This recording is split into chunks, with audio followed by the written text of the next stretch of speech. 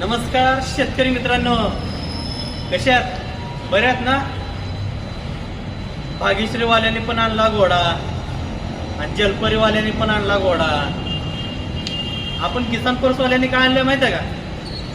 Dinosaur आणला. Dinosaur. चला मग दाखवतो डायनासोर. हे बघा डायनासोर 3 HP सिंगल फेज मध्ये. काय 3 HP सिंगल फेज मध्ये. आणि इकडे बघा कॅमेरामॅन, हाय कार्बन स्टील मध्ये ब्लेड आहे त्याला.